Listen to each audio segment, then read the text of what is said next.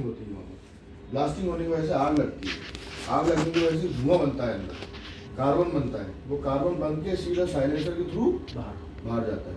लेकिन ये धुआं बनते बनते बनते बनते कार्बन बनते बनते वहाँ पर कार्बन जम जाता है, वॉल्स में उसको है ना, कार्बन जम जाता है। कार्बन जमने की वजह से क्या होता है कि पिस्टन और इसके अलावा जो पार्ट्स होते हैं वो आपस में जैम होने लगते हैं, जिसकी वजह जिसको हम कहते हैं गाड़ी का सीज होना, सीज हो जाती है, है ना। चलते चलते बंद हो गई, बहुत दिनों से हमने काम नहीं करा, चलते चलते बंद हो गई, जाम हो गई, वो होती है गाड़ी का सीज होना।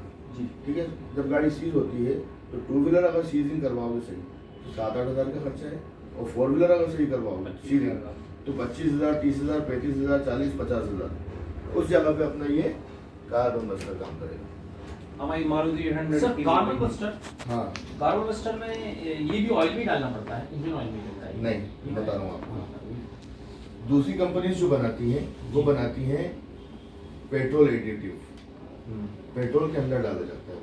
हम बनाते हैं कार्बन बस्टर। ये जो एयर इनलेट होती है, हर गाड़ी के अंदर एक एयर इनलेट होती है हवा को खींचने की जगह, इसकी वजह से जो आपका कंबशन चेंबर है उसके अंदर कूलिंग बनी रहे, हवा का आना जरूरी होता है, जिसके अंदर वो बाइक में भी देखा होगा बीच में जो है इंजन और कंबशन चेंबर के बीच में एक रबर का पाइप होता है।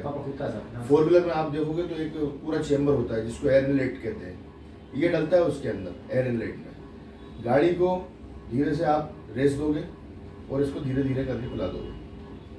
अच्छा, तो जाएगा यहाँ कहाँ ये जाएगा कहाँ? सीधा कंबशन चेंबर में। अच्छा, कंबशन चेंबर में जाएगा, वहां जाके घूमेगा, ये गाड़ी चालू रहेगी, स्पीड देना है गाड़ी को, गाड़ी का साउंड बदल जाएगा, गाड़ी बंद होने लगेगी लेकिन उसको स्पीड देना है आपको, और इसको पिलाते जाना है। ये पिलाते जाओगे, गाड़ी धुआं देती जाएगी, और पीछे साइलेंसर की तरफ देखोगे तो इतना काला धुआं निकलेगा कि नीचे जमीन पे जम जाएगा, वो होता है कार्बन। ये 25 से 30 किलोमीटर चलने के बाद गाड़ी पूरा पिला दो आप इसको। टू व्हीलर में ये डलेगा 50 ml, ठीक है सर, टू व्हीलर 3 व्हीलर में, और 4 व्हीलर में ये 200 ml डलेगा। ठीक है सर, पूरा ठीक है, पूरा डलेगा। ठीक है, लेकिन ये डलेगा एयर इनलेट में, एयर फिल्टर में डलेगा। सर मैं इसमें लिख सकता हूँ क्या? नहीं, इसमें अपने रेफरेंस के लिए आप अपने मुझे याद रखूंगा अपने एक मेरे लिए, मेरी अंडरस्टैंडिंग के लिए, क्योंकि मैं भूल गया कुछ बताते तो गड़बड़ हो जाए। जगह नहीं है इतनी कि आप लिख पाओ। नहीं लिख लूंगा सर, ठीक है, क्योंकि मुझे सर गाड़ी का चालू रहना जरूरी है, हाँ। स्टार्ट रहना जरूरी है, एक्सीलेटर पे पैर होना जरूरी है, या फिर स्पीड देना जरूरी है, ठीक है, नहीं तो गाड़ी बंद हो जाएगी जब ये डाल रहे होंगे, जब हम इसको फिलअप कर रहे होंगे। एक्सीलरेटर रखना है ना? हाँ, एक्सीलेटर रखना है। ठीक है, तो ये कंबशन चेंबर के अंदर अपना काम करेगा, कार्बन को रिमूव कर देगा। इसका काम है कार्बन को रिमूव करना। ठीक है, ठीक है, गाड़ी के अंदर कार्बन का होना भी जरूरी है जी सर, लेकिन जितना कार्बन जरूरी है उतना ही छोड़ता है ये, बाकी जितना भी एक्स्ट्रा कार्बन होता है उसको रिमूव कर देता है, तो गाड़ी सीज होने से बच जाती है। सर इसका मुझे एक प्रैक्टिकल है, ये .3 होता क्या है? .3 इसका नाम है, इसका टेक्निकली जो नाम है वो .3 है जी। ठीक है, ये क्लच और ब्रेक में काम करता है, बस इसका यही है। अपन ने क्लच में डाल दी ऊपर, हाँ। यहाँ क्लच दबता है उसमें डालना है। हाँ, वो ब्रेक में डालता है, ये ब्रेक तो अपन ऑयल जला ऑयल डालते हैं सर, ये निकलता है, हाँ। वो वाला डालते हैं। हाँ, ये नहीं है, ये बिल्कुल फ्रेश ऑयल है ये। तो ये जो क्लच और ब्रेक में डालने से क्या फायदे ये बताइए इसके, पूछेंगे भाई इसके फायदे बताओ। सभी को मालूम है, इसकी नॉर्मल है ये, इसका कोई वो नहीं है मतलब खासियत, मतलब ये .3 है, ये तो हर कंपनी बना के बेचती है, डलना जरूरी है।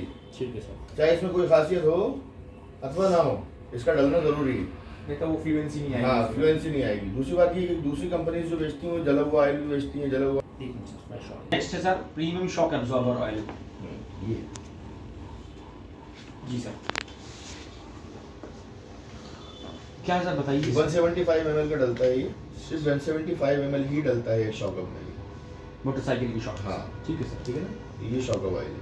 ये तो सर ये कितने का आता, महंगा आता होगा सर ये 12 रुपए से लेकर 45 रुपए तक का बॉटल आती है, हमें तो पता ही नहीं दे रही क्वालिटी के हिसाब से। अच्छा सर, जैसी क्वालिटी, अपनी क्वालिटी ऐसी है, पूरा वाइट ऑयल है, वाइट शॉकर ऑयल आपको वाइट बहुत कमी से मिलेगा। जी सर, जी सर, प्योर ऑयल है ये बिल्कुल। ठीक है सर। देखो कहाँ है ये,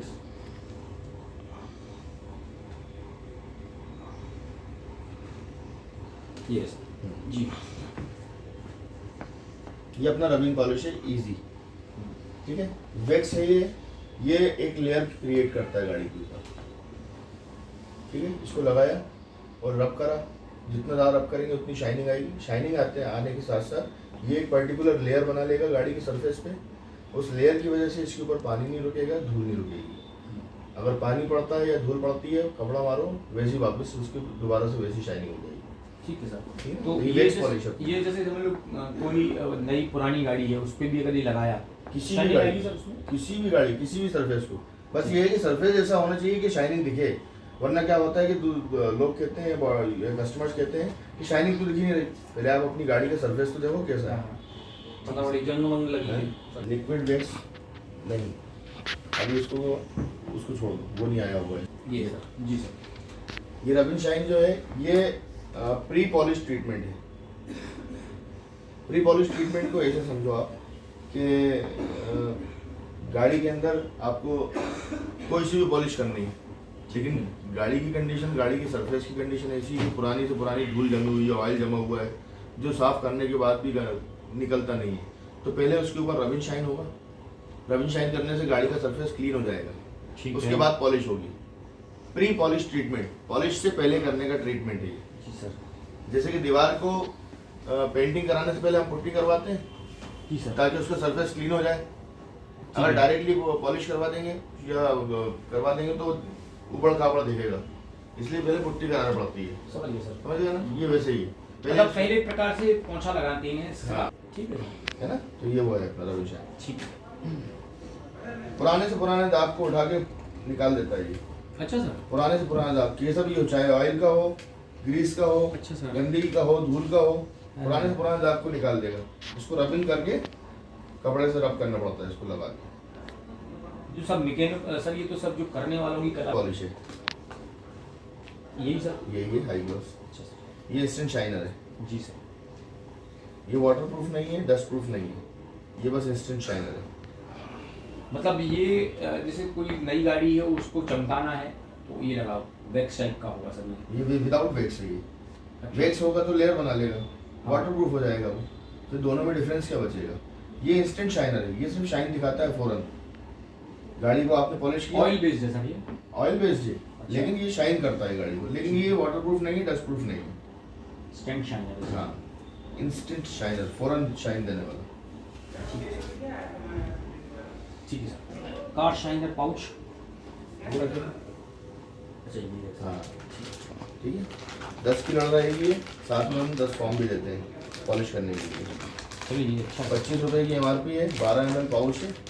डैशबोर्ड और बॉडी दोनों पे एक काम की करता है। 25 है ना सर, एक हाँ, पाउच की ना। एक पाउच की 25 रुपए MRP है।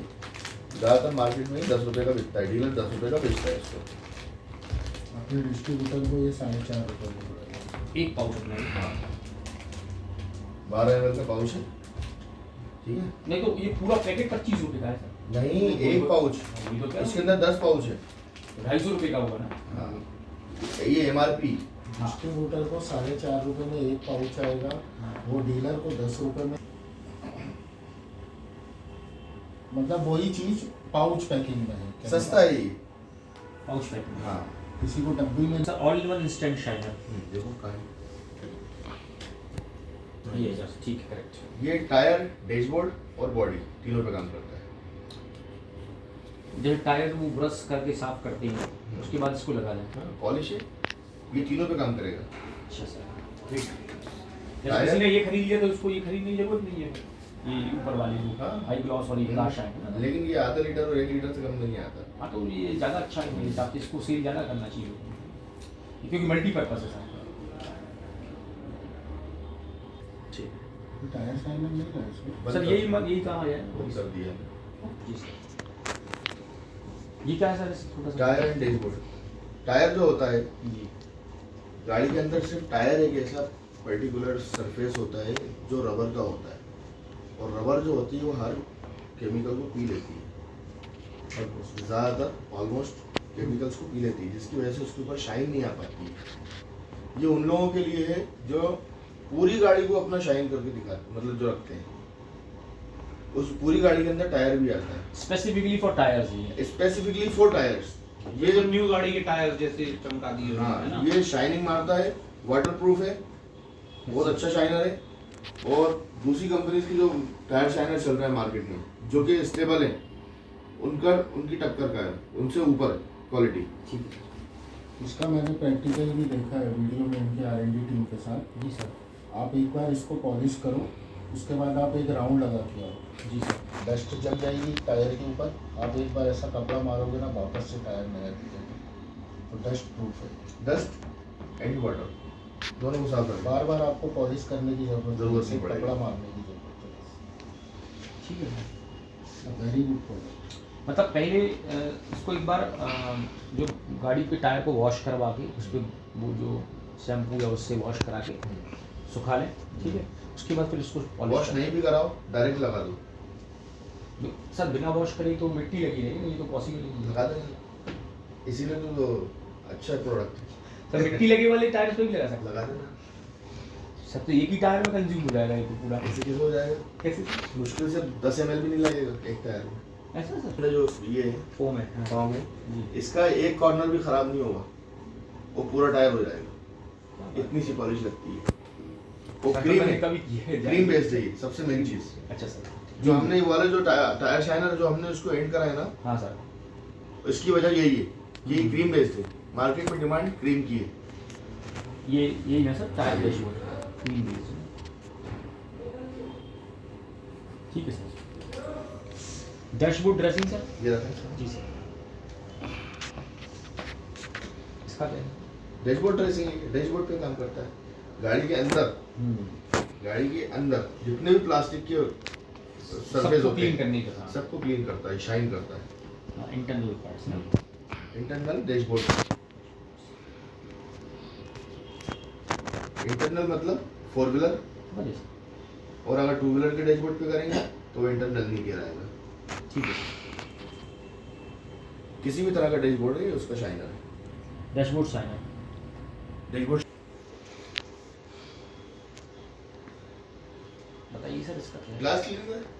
सभी ग्लासेस का कपड़ा लगाने के बाद इसको मल दो, है ना सर? ठीक। तो एक प्रकार से जो अपन जो घर में कॉलिन यूज करते हैं उसी टाइप का है ना? हाँ। बॉटल अच्छी बनाई सर। सर ऑरेंज क्लीन है। ऑरेंज क्लीनर नहीं, R&D पे अभी सैंपल दिखाने की जरूरत नहीं है। ठीक। क्यों? क्योंकि ये सस्ता शैम्पू है, ये जिसको भी दोगे है सर रखा है? नहीं अच्छा। इसका सैंपल दिखाने की जरूरत नहीं पड़ती। ये सस्ता शैम्पू है, अच्छा। ये 30 रुपए लीटर बिकता है दुकानदार को। 30 रुपये बहुत सस्ता है। सस्ता है। 30 रुपए लीटर बिकता है, तो ये जाता है 200 लीटर, 250 लीटर, 300 लीटर से कोई कम नहीं लेता। ये शैम्पू जो है ये पर्टिकुलर बाल्टी के अंदर शैम्पू डाल के, पानी डाल के, कपड़ा लगा के पूरा साफ करने के लिए। वो जो वॉशिंग करते हैं उनकी काम थोड़ी है। प्रेशर हाँ। मारे तो झाग ज्यादा हो जाता होगा। हाँ ठीक है ना। या फिर गीले कपड़े के अंदर लेके थोड़ा शैम्पू लिया, लेके गाड़ी पे मल दिया, फॉर्म क्रिएट हो जाता है। ठीक है सर। ये सस्ता शैम्पू है। Multipurpose cleaner. जी सर। ये इंटीरियर क्लीनर है, ठीक है।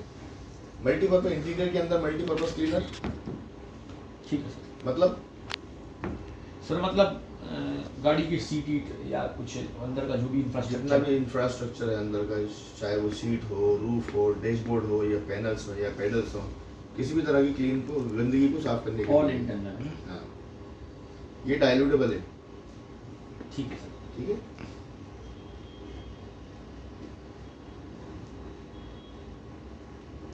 तो सर ये डाइल्यूटेबल मतलब पानी में मिला के करना है? हाँ।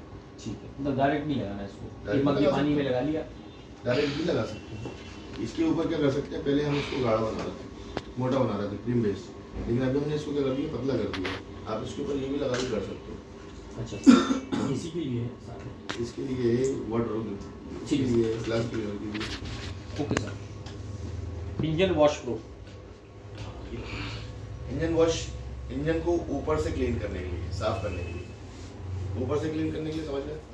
मतलब इंजन अंदर तो कोई मतलब ही नहीं कि इंजन ऊपर से जो गंदगी लगी रहती है इंजन के ऊपर, हाँ। धूल, वो तो एल्यूमिनियम ऑयल, का रहता है सर। किसी का भी हो, इंजन जो होता है ना, सिर्फ इसको जो ऑटोमेटिक पार्ट्स हैं, जैसे कि ECM होता है, इंजेक्टर्स होते हैं, इनकी सेटिंग बिगड़ जाती है, उससे दूर रखना है।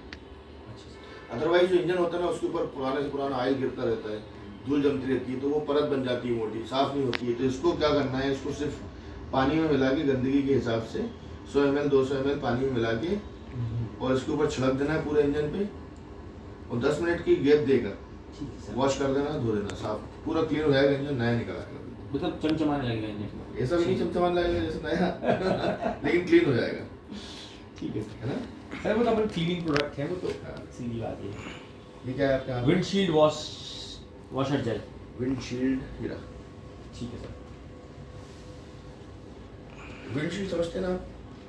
हाँ सर, वाइपर लगे रहते हैं, वही है ना। वाइपर के पास एक छोटा सा छेद रहता है जिससे पानी फिरता है कांच के ऊपर। उसकी एक टंकी लगी रहती है पैनल उसके बोनेट के नीचे, उसके अंदर 50 ml डलता है ये एक तरह का एक शैम्पू है, क्लीनर है, जो पानी के अंदर मिल जाता है। उसके बाद वो फिरता है, वाइपर चलते हैं और कांच पूरा क्लीन हो जाता है, ना कागज मारने की जरूरत, ना कपड़ा मारने की जरूरत, ये साफ हो जाता है।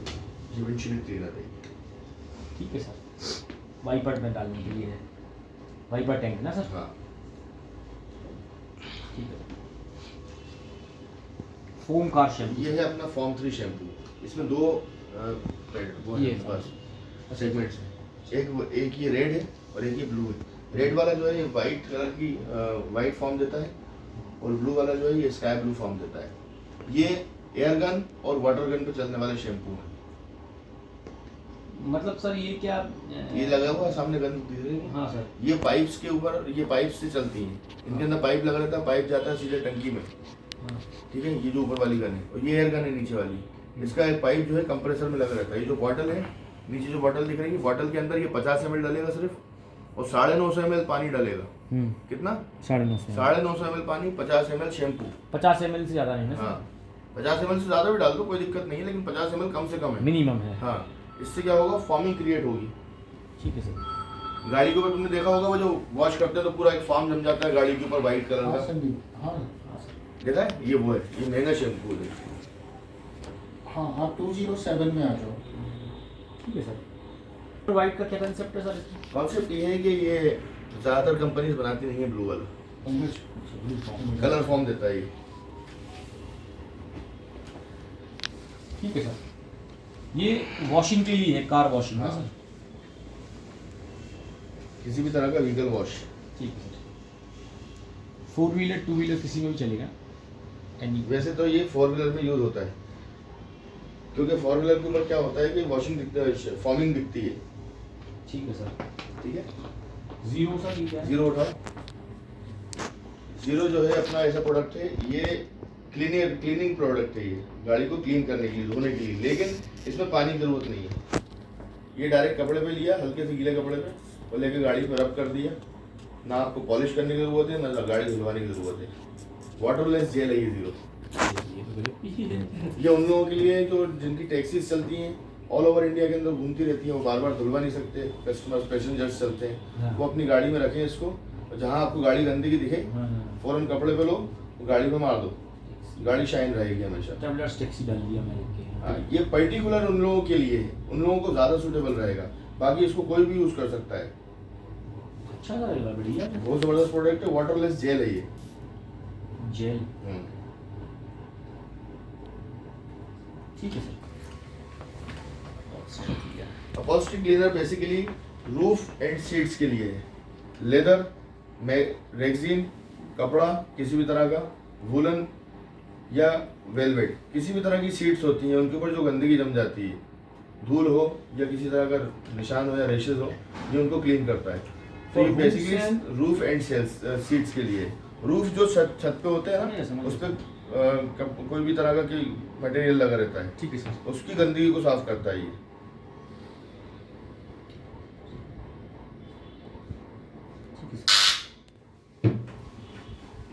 तो वो रुए की भी कचरा खींच लेगा, सब खींच लेगा। मतलब वैक्यूम क्लीनर जिन पे चलाते हैं उसकी आवश्यकता नहीं पड़ेगी। वैक्यूम क्लीनर क्या होता है? वैक्यूम क्लीनर ड्राई कचरे को खींचने के लिए होता है, ड्राई धूल को।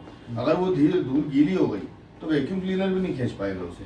हाँ सर। है ना? हाँ जो सर। धूल होती है वो सूखी होती है, करेक्ट। और वैक्यूम क्लीनर जो होता है वो किसी भी चीज को खींचने के लिए होता है। हाँ, मतलब वो लेकिन अगर वो ड्राई हो तो, अगर वो गीली हो गई तो नहीं खींच पाएगा। उस गीली जगह को, उस गीली गंदगी को साफ करने के लिए हमारा अपॉल्स्ट्री क्लीनर है।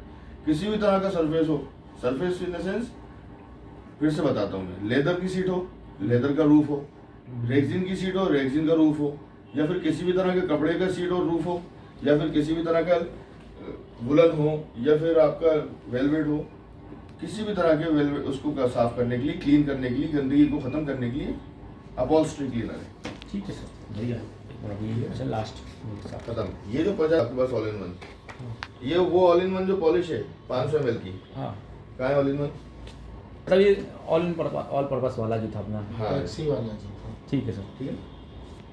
ये टोटल मिला के हमारे तकरीबन 26 के आसपास प्रोडक्ट हो गए। इनके अंदर कुछ प्रोडक्ट्स जो नहीं है, जो मैंने आपको क्रॉस करवाया है, वो अभी R&D पे हैं, वो बहुत जल्दी आपको मिल जाएंगे। ठीक है। इसके अलावा 2 प्रोडक्ट और अभी हम लॉन्च कर रहे हैं। हाँ। एक है स्क्रैच रिमूवर। हाँ सर, स्क्रैच रिमूवर बहुत इंपॉर्टेंट है। स्क्रैच रिमूवर अभी हम बहुत जल्दी लॉन्च करने वाले हैं। वो स्क्रैच रिमूवर जो है, जो मार्केट में स्टेबल कंपनीज की जो प्रोडक्ट चल रहे हैं उनका भी बाप है। वो R&D उसकी हो चुकी है, चेक हो चुका है। बहुत से मैकेनिक्स को, जो डेंटर पेंटर्स को हम दिखा चुके हैं, सबने उसके प्लस पॉइंट्स दिए हैं। वो बस बनना बाकी है। तो करता कैसे सर है वो, कौन किसी उसका काम ये है कि अगर आपकी गाड़ी की सरफेस पे स्क्रैच लग गया, हाँ, अब वो स्क्रैच कैसे साफ होगा, उसके लिए क्या करना होता है कि आपने स्क्रैच रिमूवर लिया और उसके आसपास उसको रब करना शुरू किया। जैसे रब करते जाओगे तो वो क्या करेगा, उस स्क्रैच के आसपास का जो कलर है उसको उठा के उस स्क्रैच में भर देगा। असल में शुद्ध है ना, उसके कलर को उठा के उस स्क्रैच में भर देगा और वो क्लीन हो जाएगा।